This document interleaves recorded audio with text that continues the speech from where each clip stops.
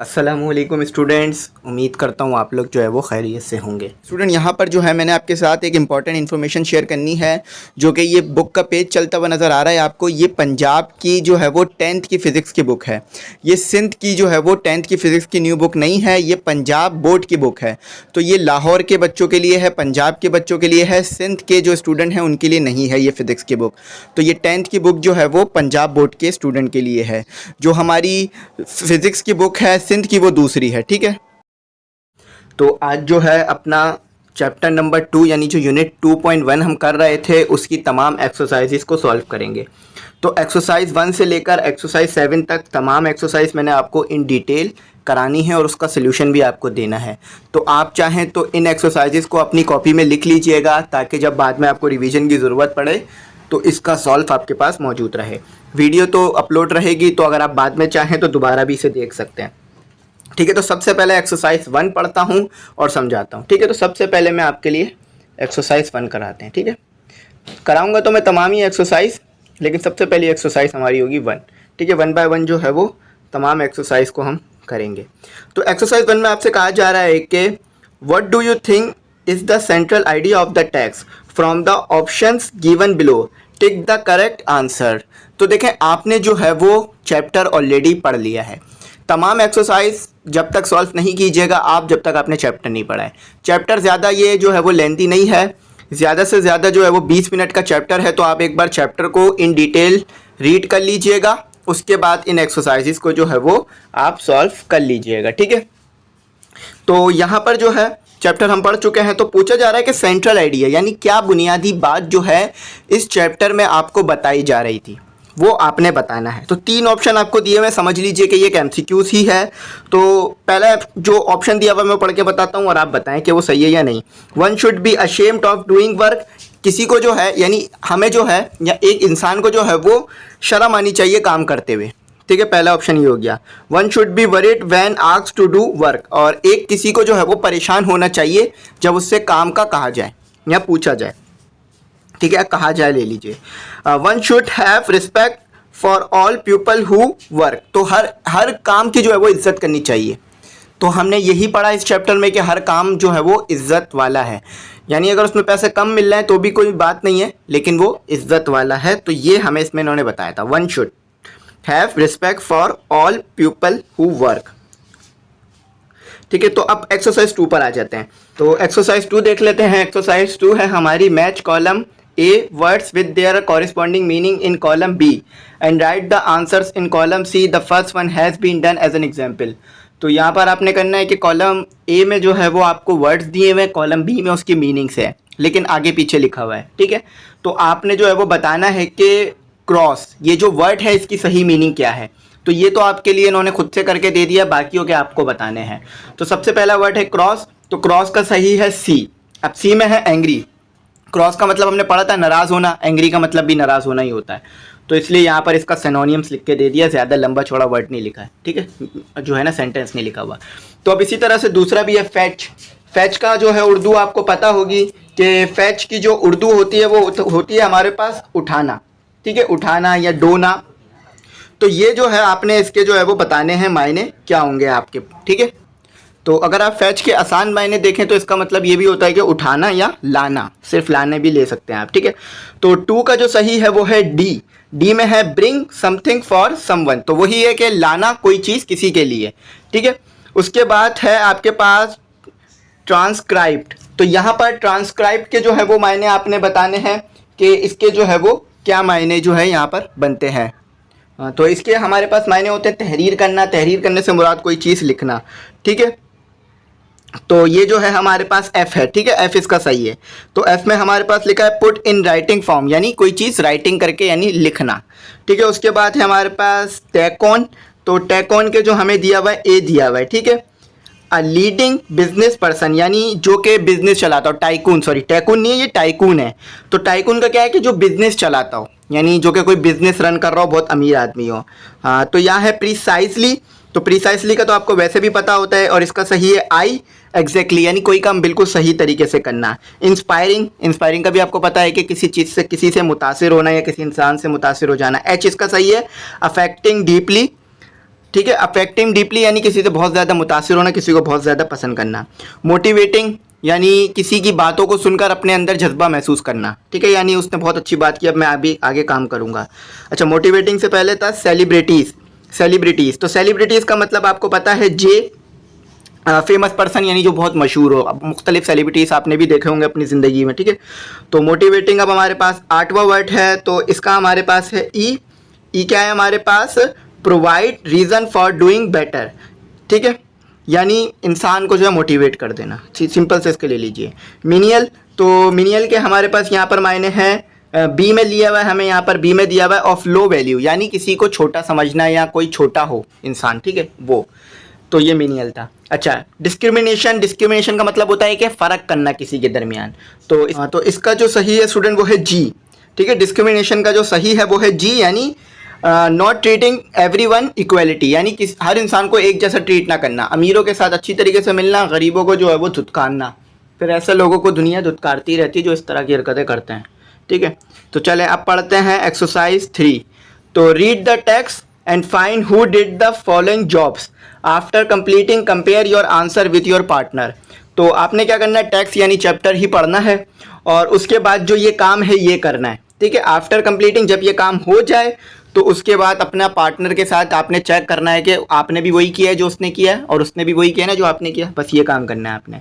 तो एक्सरसाइज 3 है ये हमारी, इसे 3 कर लेते हैं। अच्छा, यहाँ पर क्या है, यहाँ पर जो है वो टास्क लिखा हुआ है, यानी काम लिखा हुआ है कि कौन सा काम किसने किया था, ये आपने बताना है बेसिकली, ठीक है। तो सबसे पहले जो है यहाँ पर लिखा हुआ है fetch water for old peoples. तो कौन जो था वो जो है वो पानी लेकर आया करते थे बूढ़े और लोगों के लिए, कौन ये काम करते थे। तो आपने पढ़ा था चैप्टर के अंदर कि हज़रत अबू बकर सिद्दीक करते थे, ठीक है, रज़ी अल्लाह ताला अन्हु। तो चैप्टर पढ़ के करिएगा ताकि गलती ना हो, खुदा न खास्ता। तो दूसरे में लिखा हुआ है कि कैरिड फ्लोर फॉर समवन। तो कौन जो थे वो अपने कंधे पर उठा के जो है वो फ्लोर यानी गंदुम आटा लेकर आए थे लोगों के लिए, तो वो हज़रत उमर थे, ठीक है। स्वीप द हाउस, तो कौन जो है वो घर को साफ करता था, हज़रत फातिमा, ठीक है, ये बताया था हमें चैप्टर में। Made caps for a living, तो कौन है जो है कैप्स यानी टोपियाँ बनाता था जो है वो ज़िंदगी गुजारने के लिए यानी पैसे कमाने के लिए, बेसिकली के पैसे आए तो जिससे ज़िंदगी आसानी से गुजारी जाए। तो सुल्तान नसीरुद्दीन, अच्छा देखें सुल्तान भी लिखा हुआ है। अब ये सुल्तान वो नाम वाला सुल्तान नहीं है, ये सुल्तान जो है ना वो पेशे से, डिस्क्रिमिनेशन से सुल्तान है, ठीक है, डेजिग्नेशन से, डिस्क्रिमिनेशन ही डेजिग्नेशन, ये डेजिग्नेशन से सुल्तान थे, यानी इनका ओहदा ही सुल्तान का था, लेकिन फिर भी ये काम करते थे, ठीक है। तो पैसे की अगर हवस आ जाए तो वो ख़त्म नहीं होती। तो ये जो अच्छे लोग थे, सल्तनत होने के बावजूद भी जो है वो लोगों के साथ अच्छा करते थे, ठीक है। तो 5 में लिखा हुआ है कि serve food to his guest. तो कौन था जो फूड जो है वो सर्व करता था अपने गेस्ट को, तो ये हमने बताना है, ठीक है। तो वो थे कैलिफ मानूमुर रशीद, ठीक है, कैलिफ मानूमुर रशीद ये काम करते थे। अच्छा, उसके बाद 5 में है हमारे पास serve food to his guest, तो ये हमने पढ़ लिया था, छठा है हमारे पास। रिपेयर हिज शूज़, तो कौन अपने शूज़ को खुद से रिपेयर करते थे, तो वो थे होली प्रॉफिट सल्लल्लाहु ताला अलैहि वसल्लम या लास्ट होली प्रॉफिट हज़रत मोहम्मद सल्लल्लाहु ताला अलैहि वसल्लम। देखें यहाँ पर दुरूद शरीफ लिखा हुआ नहीं है लेकिन आप पढ़ लीजिएगा, ठीक है। अब यहाँ पे लिखा हुआ है ट्रांसक्रिप्ट द होली कुरान, तो कौन थे जो कुरान तहरीर करा करते थे, तो एम्पायर औरंगज़ेब ये काम किया करते थे, ठीक है। Work in the garden of Jews, तो कौन जो है वो यहूदियों के गार्डन में काम करते थे पैसे का लिए, तो वो थे हज़रत अली, ताकि फिर वो जो पैसा है वो उसको खैरात कर सकें। 9 में लिखा है कैरीड मुड एंड बिल्डिंग मटेरियल, तो कौन थे जिन्होंने जो है वो बिल्डिंग का मटेरियल उठाया था और हेल्प की थी जब मस्जिद बन रही थी, तो वो थे लास्ट होली प्रॉफिट हज़रत मोहम्मद सल्लल्लाहु अलैहि वसल्लम। 10th में है हमारे पास mandate and wash his clothes, तो कौन थे जो अपने क्लोज को खुद से सही करते थे और उसको धोया करते थे, तो वो हमारे प्यारे नबी सल्लल्लाहु अलैहि वसल्लम, लास्ट होली प्रॉफिट हज़रत मोहम्मद सल्लल्लाहु ताला अलैहि वसल्लम, ठीक है। अच्छा, अब बस सिंपल MCQs हैं, आपने MCQs ही करना है, तो मैं जल्दी जल्दी पढ़ता जाता हूँ और आपको बताता जाता हूँ। एक्सरसाइज 4 यहाँ पर हमारी जो है वो स्टार्ट होती है, ठीक है। एक्सरसाइज 4 यहाँ पे करते हैं। एक्सरसाइज 4 आ गई, लिखा हुआ है कि read the text and circle the right options to fill the blanks in the following sentence after doing the exercise compare your answer with your partner. तो यहाँ पर कहा जा रहा है कि आपने सर्कल करना है सही जवाब को, तो मैंने सर्कल नहीं किया है, मैं आपको बता दूंगा, आप अपनी कॉपी में या बुक में सर्कल कर लीजिएगा लिखकर, तो ताकि जो कंडीशन है ना वो हो जाए। बेसिकली यहाँ पर जो है ना सही आंसर बताया है मैंने, तो उस आंसर को देखते हैं। कहा जा रहा है कि Akhtar was dash because he was asked to clean cupboard and desk. तो अख्तर जो है वो अपसेट था, यानी अख्तर जो है वो नाराज़ था कि उसको जो है वो कहा गया था सफाई करने के लिए, डेस्क से और दूसरे काम के लिए। तो यहाँ पर तो अब क्रॉस के मायने, क्रॉस तो लिखा हुआ ही नहीं है, तो अभी आपने ऊपर पढ़ा था क्रॉस का एक और वर्ड भी दिया हुआ था एंग्री, ठीक है, सिनोनियम है क्रॉस का, तो ये यहाँ पर वो लिखा जाएगा, ठीक है। सेकंड में हमारे पास है the head master did mineral work which made Akhtar feel. अच्छा, हेड मास्टर जो है ना वो बहुत ऐसा काम कर रहे थे जो कि बहुत छोटे लोग करते हैं, यानी जो कि बहुत छोटे रुतबे वाले लोग कर रहे होते हैं। तो इस काम ने अख्तर को क्या किया था, अशेम्ड, यानी उसको जो है वो शर्मिंदा हो रहा था अपने जो है वो टीचर को देख के कि टीचर ऐसा काम क्यों कर रहे हैं, सॉरी प्रिंसिपल, टीचर तो थे नहीं, वो प्रिंसिपल थे। थर्ड में लिखा हुआ है at the time of the battle of dash our holy prophet सल्लल्लाहु अलैहि वसल्लम टुक पार्ट इन डिगिंग अ ट्रेच। तो किस खंदक में हज़रत मोहम्मद सल्लल्लाहु अलैहि वसल्लम ने जो है वो हिस्सा लिया था, किस गज़वात में या किस गज़वे में, खंदक खोदने के लिए, तो वो गज़वा खंदक ही था, ठीक है। खंदक यहाँ पर जो है वो उस गज़वे का नाम रखा गया क्योंकि उसमें खंदक खोदी थी मुसलमानों ने। खंदक यानी जो है वो दूर रखने के लिए दुश्मनों को, ताकि वो उसको पार ना कर सके। तो ये यानी इससे ये बात साबित होती है कि मुसलमान जो थे वो जंग में ना सिर्फ हौसले से लड़ते थे बल्कि महारत और जो है ना वो अक्लमंदी का भी पूरा मुजाहरा करते थे, ताकि दुश्मन जो है उन पर हावी ना हो सके बिल्कुल भी।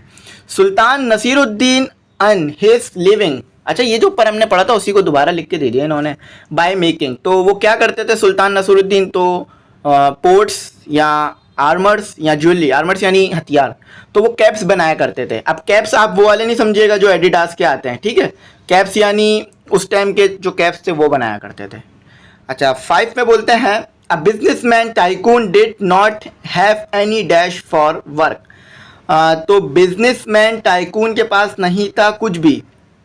यहाँ पे लिखा हुआ है प्लम्बर, कारपेंटर या सर्वेंट या चीफ, तो सर्वेंट नहीं थे ना, बिजनेसमैन टाइकून का हमने पढ़ा था कि उनके पास सर्वेंट नहीं थे, वो खुद अपने काम जो है वो कर रहे थे। 5 का सी लगा लीजिएगा, ठीक है। 6 में कहते हैं कि develop dash countries the dignity of work. तो डेवलप कंट्रीज जो हैं वो करती हैं कामों की, यानी हर काम की इज्जत करती हैं, यानी डेवलप कंट्रीज में जो लोग होते हैं ना वो हर काम की क्या कर रहे होते हैं, इज्जत। तो यहाँ पे है रिक्वेस्ट लिखा हुआ है, अंडरस्टैंड लिखा हुआ है, प्लान लिखा हुआ है। तो अंडरस्टैंड लगाएंगे हम यहाँ, कि वो समझते हैं, ठीक है, वो हर काम की अजमत को समझते हैं, करते नहीं समझते हैं, यहाँ पे मायने इसका। In China it is mandatory, यानी लाजमी है, चाइना में ये चीज़ लाजमी है for every one two work in the field और इन अ डैश, कि चाइना में अगर कोई इंजीनियर डॉक्टर बनता है तो उसके लिए ये काम लाजमी है कि वो जो है कुछ टाइम काम करेगा अपनी फील्ड में जाके। तो यहाँ लिखा हुआ है स्कूल, फैक्ट्री, रेस्टोरेंट या गवर्नमेंट ऑफिस, तो यहाँ जो आएगा ना फैक्ट्री आएगा। अच्छा, अब देखें, वो कोई डॉक्टर बन रहा है तो वो फैक्ट्री में जाके काम नहीं करेगा, वो तो फिर हॉस्पिटल में ही जाके काम करेगा। इसी तरह से कोई और पेशा अख्तियार कर रहा है कोई इंसान के जो फैक्ट्री से रिलेट ही नहीं करता। फॉर एग्जाम्पल, अगर कोई कंप्यूटर सॉफ्टवेयरिंग की जो है वो फील्ड लेकर उसमें इंजीनियरिंग कर ले, तो फिर वो फैक्ट्री में तो जाके काम नहीं करेगा, क्योंकि उसे तो फिर सॉफ्टवेयर से डील करना है, तो फिर वो सॉफ्टवेयर के जो हाउस होंगे उधर जाके काम करेगा। तो 7 का आएगा बी। 8 में है the son of USA high, the son of a USA, the son of a high USA government official use to deliver newspaper to b. अच्छा, जो यूएसए के जो मतलब एक ऑफिशियल के बेटे थे, हमने पढ़ा था ना कि एक यूएसए गवर्नमेंट के ऑफिशियल थे और उनका एक बेटा था, तो वो जो है न्यूज़पेपर सेल करता था। क्यों? ताकि वो इंडिपेंडेंट बने। इंडिपेंडेंट इसलिए नहीं कि अपने माँ बाप से दूर हो जाए, इसलिए कि अपने पाँव पे खड़ा हो जाए, अपने माँ बाप की मदद कर सके।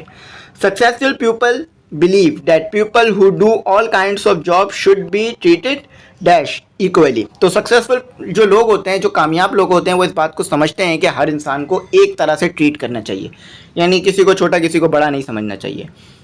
Akhtar realise that all work should be respected without, Akhtar को ये बात एहसास हो गई थी कि तमाम जो काम है वो इज्जत वाले हैं और उनके दरमियान डैश नहीं करना चाहिए, यानी फ़र्क नहीं करना चाहिए। ऐसा नहीं कि कोई अच्छा इंसान है तो उससे अच्छा काम कर रहा है तो अच्छे तरीके से मिले, और कोई जो है वो आम काम कर रहा है, अच्छे से मुराद ये है कि कोई बड़ा काम कर रहा है, ठीक है, और कोई आम काम कर रहा है तो उससे बुरी तरीके से मिले, तो ऐसा नहीं करना चाहिए। अच्छा, अब यहाँ पे लिखा हुआ है एक्सरसाइज 5 में read the text and mark the statement as true और false. After completing compare your answer with your partner and make correction where needed. तो करना क्या है, सिंपल काम है, मुश्किल नहीं है। यहाँ पर कुछ स्टेटमेंट्स आपको लिख के दी हुई, यानी कुछ बातें लिख के दी हुई हैं आपको कि किसने क्या कहा था। तो आपने जो है वो ट्रू और फॉल्स लिखना है कि ये बात सही है या गलत है। तो वो अब हम पढ़ेंगे तो पता चलेगा कि वाकई ये बात सही है या गलत है। तो अब आ गए एक्सरसाइज 5 पे। अच्छा, तो लिखा हुआ है कि Akhtar return home from a school late. तो अख्तर जो है वो अख्तर जो है वो स्कूल से लेट आया था, यानी पढ़ने जब गया था ना तो वापस आते हुए लेट हो गया था। तो ये बात बिल्कुल सही है। क्यों? क्योंकि वो सफाई कर रहा था ना स्कूल की, जिसमें वो नाराज़ भी हो गया था। दूसरे में कहते हैं कि the head master of the school clean the bathroom. जो हेड मास्टर है, देखिए हेड मास्टर बच्चे समझ नहीं पा रहे होते हैं कि टीचर को कहते हैं या टीचरों के कोऑर्डिनेटर को कहते हैं या बच्चों के जो होते हैं ना, जो बच्चों का देखभाल रखते हैं उनको कहते हैं। तो हेड मास्टर प्रिंसिपल को कहते हैं, सिंपल, ठीक है, इंग्लिश का ही वर्ड है। तो हेड मास्टर ने बाथरूम साफ किया, बिल्कुल सही बात है, ठीक है, उनके अख्तर के स्कूल के हेड मास्टर ने। That teacher did not do anything. Teacher ने कुछ नहीं किया, यानी बच्चों से काम करवाया, हेड मास्टर ने किया सब कुछ, लेकिन टीचर देखते रहे बैठ के। तो नहीं, टीचर्स ने भी मदद की थी। There was a social gathering of servants and gardener in the school. तो स्कूल में जो है ना वो एक सोशल गैदरिंग रखी गई थी। स्कूल में जो है एक सोशल गैदरिंग रखी गई थी। ये पता नहीं किस किस्म का जो है वो इंसेक्ट है, ठीक है। तो अगर आप लोगों को पता हो ना किस किस्म का इंसेक्ट है तो बताइएगा कमेंट सेक्शन में, ठीक है। बारिश हुई है ना, इस वजह से ये आ गए। चलें, इसको मैं हटा देता हूँ ताकि चलें, अब ये घूम रहा है, इसको घूमने दीजिए, हम पढ़ते हैं अपना, ठीक है। तो ये भी शायद पढ़ने आया होगा। तो चलें, यहाँ पर चौथे में लिखा गया है कि there was a social gathering of servant and gardener in the school. तो स्कूल में जो है ना वो तमाम सर्वेंट और गार्डनर जमा हुए थे। सोशल गैदरिंग का मतलब होता है कि एक जगह जमा होना, बातचीत करना और इन्जॉय करना, टाइम को सबसे एक दूसरे से मिलना।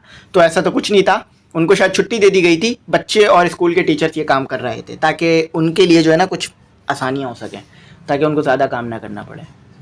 People in develop countries normally do their own work. तो जो तरक्की याफ्ता मुल्क होते हैं उसमें लोग ज़्यादातर खुद अपने काम करते हैं, अपने काम खुद कर रहे होते हैं। तो जी बिल्कुल ठीक है, ये वो खुद करते हैं। The president son use to paint the wall in a hostel. तो जो प्रेसिडेंट का सर था, यानी जो प्रेसिडेंट का सन था, सर नहीं सन, जो सन था उसने जो है वो हॉस्टल में दीवार को कलर किया था, यानी कलर करने का काम किया था। तो बिल्कुल सही है। The Chinese believe that every one should do all kinds of work. तो चाइनीज जो है वो इस चीज़ पे बिलीव करते हैं कि कोई भी जो है कुछ भी काम कर सकता है या करना चाहिए उसे। तो बिल्कुल सही है। देखिए वो लोग जो है ना चाइना में, वो लोग काम को जो है ना बहुत सीरियस लेते हैं। सीरियस यानी काम दिल लगा के करते हैं, काम को समझ के करते हैं। ऐसा नहीं है कि सिर्फ पैसे कमाने के लिए करते हैं, वो इज्जत भी कमाने के लिए करते हैं काम को। तो जब बंदा इज्जत कमाने के लिए कोई काम करने लग जाए ना तो वो और अच्छी तरीके से करता है ताकि मेरा काम लोगों को पसंद आए। तो जब लोगों को उसका काम पसंद आएगा तो उसको पैसे भी ज़्यादा दिए जाएंगे और उसको रिस्पेक्ट भी मिलेगी। तो यहाँ वही काम है, ठीक है। अच्छा, अब आ जाते हैं, हम 8 पढ़ते हैं। Uncle Inayat read the story of a famous businessman in a newspaper. तो अंकल इनायत जो है ना वो उन्होंने पढ़ी, या वो पढ़ रहे थे या वो पढ़ते हैं स्टोरी ऑफ अ, अच्छा ये पास्ट ही होगा। तो अंकल इनायत ने जो है वो पढ़ी फेमस स्टोरी बिजनेसमैन की न्यूज़पेपर से। यानी आपको पता है ना मुख्तलिफ न्यूज़पेपर में बिजनेसमैन के मुतालिक छपता रहता है, जो बहुत बड़े बड़े होते हैं बिजनेसमैन।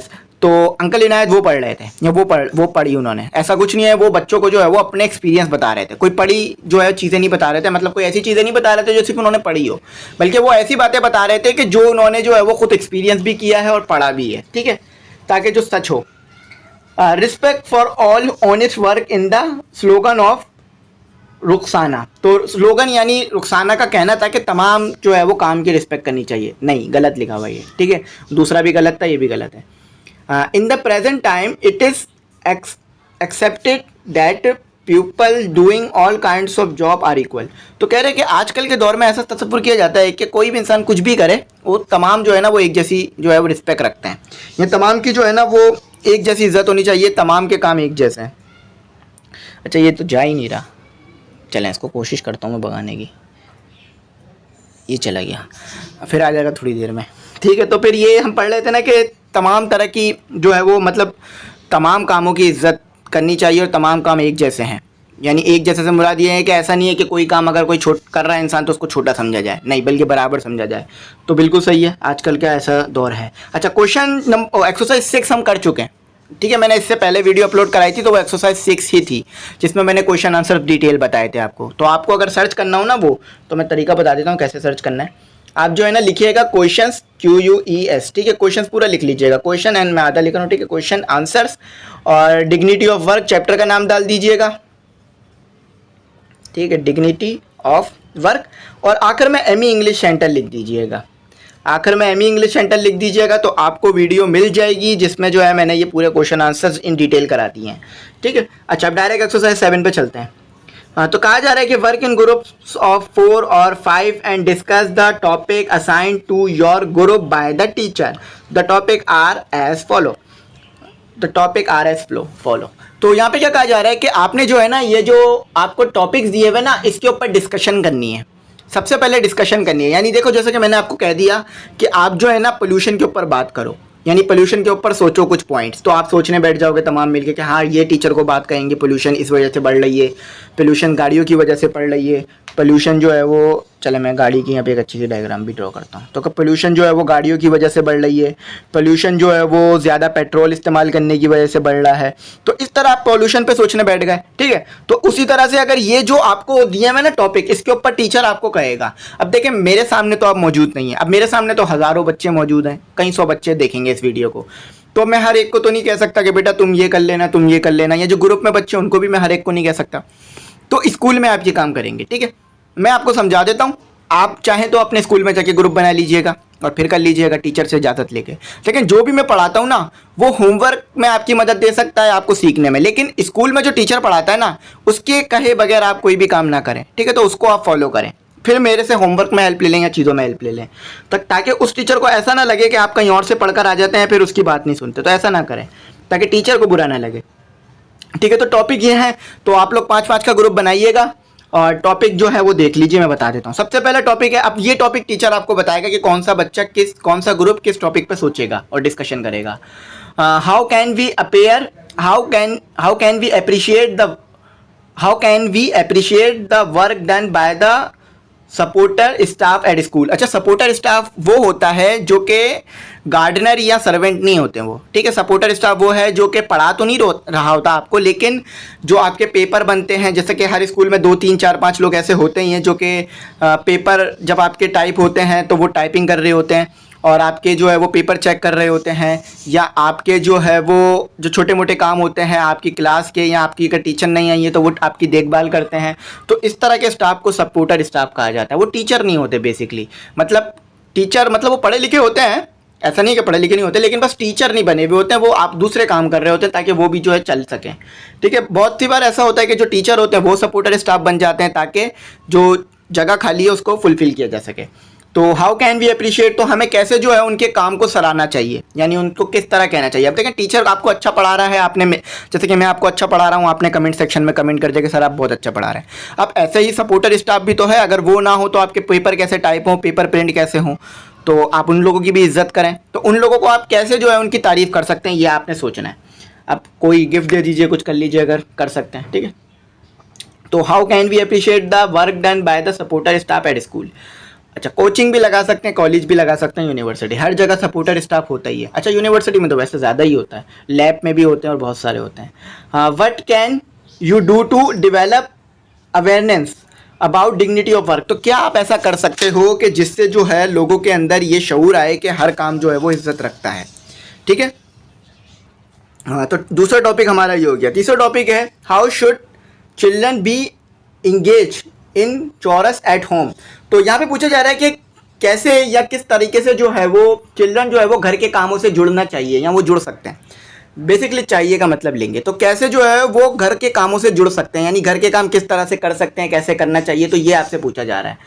अच्छा, तो अब यही बात स्कूल के लिए भी पूछी जा रही है कि कैसे जो है वो बच्चों को स्कूल के काम जो है वो करने चाहिए, यानी स्कूल में अगर कोई काम है तो कैसे उसमें हाथ बटाना चाहिए। अब देखें, ज़रूरी नहीं है कि स्कूल में अगर कहीं पेज पड़े हुए हैं या पेपर्स पड़े हुए हैं तो आप उसको अपनी मर्ज़ी से सेट करना शुरू हो जाएं। क्या पता टीचर जानबूझ के वहाँ पेपर रख के गया वो बाद में खुद सेट करें। तो हर काम में आप अपनी मर्ज़ी से जो है वो कंट्रीब्यूट नहीं कर सकते। तो इसके लिए कंट्रीब्यूट करने के लिए आपको जो है वो अपने टीचर से इजाज़त लेनी होगी और पूछना होगा, ठीक है। तो कैसे आप जो है वो करना चाहिए ये कहा जा रहा है कि कैसे आप स्कूल के काम में हाथ बटाएं, कैसे आप घर के काम में हाथ बटाएं, अपने टीचरों का, अपने घर वालों का। तो अब यहाँ पर इसके ऊपर इंस्ट्रक्शन भी दी हुई है कि हमने काम तो कर लिया, अब इसकी इंस्ट्रक्शन क्या है, 1 और 2 student should write down the point that the group discuss. तो जो आप पॉइंट सोचेंगे ना उसको लिख भी लीजिएगा। अब मैंने ये काम करवाया नहीं है आपको, ताकि ये आपने खुद करना है। और 1 student should prepare a chart, मतलब चार्ट यानी एक लिस्ट बनाएगा वो पॉइंट्स की। 2 student should present the group ideas to the class. अच्छा, अब काम क्या है कि आपने सोच लिया तो एक स्टूडेंट वो लिख ले, ठीक है, 1-2 स्टूडेंट वो लिख लें। अब बाकी स्टूडेंट टीचर के सामने जाएं और बताएं कि किस तरह से आपने इस टॉपिक के ऊपर सोचा है कि किस तरह से आप ये काम कर सकते हो, जो कि अभी हमने ऊपर डिस्कस किया कि किस तरह से आप घर वालों की हेल्प कर सकते हो या स्कूल वालों की। जो आपने सोचा होगा वो लिख कर बताना है, डायरेक्ट सोच बस बोलना नहीं है, लिख के बताना है। How can we appreciate the work done by the support staff at school. तो ये जो है वो एक कर भी दिया गया है, मैं वो बता भी देता हूँ, एक करके दिखा दिया है। We can appreciate the work done by the support staff at school by doing the following thing. तो मैंने जैसे कि कहा था ना कि कैसे हम जो है वो उनकी जो है रिस्पेक्ट कर सकते हैं या इज्जत कर सकते हैं जो कि सपोर्ट स्टाफ मौजूद होता है स्कूल में, यानी जो कि हमारी जो है मदद कर रहा होता है पेपरों में और दूसरे कामों में, ठीक है। तो उनके कैसे आप उनकी इज्जत कर सकते हो और कैसे जो है उनको ये बता सकते हैं कि वो बहुत अच्छा काम कर रहे हैं। तो ये 5 तरीके लिखे हुए कि whenever they serve us we ought to thanks them. तो जब भी वो हमारे लिए कुछ करें तो हमें उन्हें शुक्रिया कहना चाहिए। फॉर एग्जाम्पल, अगर कोई सपोर्ट स्टाफ है, यानी अगर कोई स्टाफ का मेंबर है, आपको पेपर ला के देता है, पेपर ला के देने से मुराद ये नहीं है कि वो जो है वो पेपर में आपको कोई हेल्प कर रहा है। पेपर ला के देने से मुराद ये है कि पेपर हो रहा है आपका, वो आपको जो है वो बी कॉपी प्रोवाइड कर रहा है, सी कॉपी प्रोवाइड कर रहा है, आप पेपर लेने, तो आपको उन्हें थैंक्स कह देना चाहिए उस वक्त, ताकि उन्हें अच्छा लगे कि हाँ भाई बच्चे जो है हमारी इज्जत करते हैं। अच्छा, वी रिस्पेक्ट देम, तो हमें जो है उनकी रिस्पेक्ट करनी चाहिए, इज्जत यानी उनसे बदतमीजी से बात नहीं करनी चाहिए। We do not make their work more, तो हमें उनका काम नहीं बढ़ाना चाहिए। यानी फॉर एग्जाम्पल कि अगर हमें बी कॉपी चाहिए ना, तो जब ले लें जब वो राउंड पर है, ऐसा नहीं है कि वो बैठ गए हैं तो फिर आवाज़ दे के बुला रहे हैं बार बार, तो ऐसा नहीं करना चाहिए, ठीक है। तो we should also help them in their work, तो हम उनकी मदद भी कर सकते हैं उनके काम में। फॉर एग्जाम्पल, कोई सपोर्ट स्टाफ है, सपोर्टर स्टाफ है, वो बहुत सारी कॉपी उठा के ले जा रहा है, तो आप कुछ कॉपियाँ खुद उठा लें ताकि उनके लिए आसानी हो जाए, तो वो आसानी से कॉपियाँ जहाँ ले जा रहे हैं ले जा सकें। Likewise we can do many more thing, तो इसी तरह से हम और भी बहुत सारे काम कर सकते हैं वो आपके स्कूल में। जैसे कि आपके कोई सपोर्टर स्टाफ है, यानी कोई ऐसे हैं जो कि सिर्फ स्कूल में इन्हीं चीज़ों को देखते हैं कि पेपर कैसे बनेगा और क्या होगा, तो आप जो है उनकी मदद इस तरह से कर सकते हैं कि आप जो है उनको पानी प्रोवाइड कर दें जब वो काम कर रहे हो, आप जो है उनकी रिस्पेक्ट करें तो उनको जो है अच्छा लगेगा। तो इस तरह और भी जो चीज़ें वो आप सोच सकते हैं, ये ज़रूरी नहीं सिर्फ इतना ही चीज़ है, और भी सोच सकते हैं। नोट लिखा हुआ है यहाँ पे, do the remaining topics by your self in a similar way. तो बाकी जो टॉपिक है वो आपने खुद करने हैं, एक मैंने बता दिया करके, ताकि आप लोगों को बात तो समझ में आ जाए कम से कम, ठीक है। तो ये हमारा 7th एक्सरसाइज, मैंने 7 लिखे हैं, ठीक है। तो आई होप मेरी बात आपको समझ में आ गई होगी। इन डिटेल मैंने ये एक्सरसाइजेस आपको करा दी, कुछ भी ऐसा नहीं था जो छोड़ दिया हो। तो 1 से लेकर 7 तक ही करा है हमने। 6 एक्सरसाइज 6 जो क्वेश्चन आंसर्स की थी वो मैंने पहले ही करा दी थी, वो मैंने अलग कर दी थी ताकि आप लोगों को जो क्वेश्चन आंसर्स नहीं मिल रहे होते हैं ना एक्सरसाइजेस की वीडियो में होने की वजह से, वो आपको अलग से मिल जाए। तो मैं उम्मीद करता हूँ मेरी बात आपको समझ में आ गई होगी। अगर आप ग्रुप में ऐड होना चाहें तो कॉन्टैक्ट कर लीजिएगा, इंशाल्लाह आपको ग्रुप में ऐड कर लेंगे। 1000 रुपीज़ उसकी फ़ीस है, जिसमें नोट्स और तमाम बुक के PDF, तमाम बुक के notes, guest paper, model paper और जो भी इंपॉर्टेंट मटेरियल है मिल जाएगा, और लाइव लेक्चर, रिकॉर्डेड लेक्चर भी मिल जाएंगे। तो उम्मीद करता हूँ मेरी बात समझ में आ गई होगी। Thanks for watching. अल्लाह हाफिज़। अपनी कीमती दुआ में ज़रूर याद रखिएगा।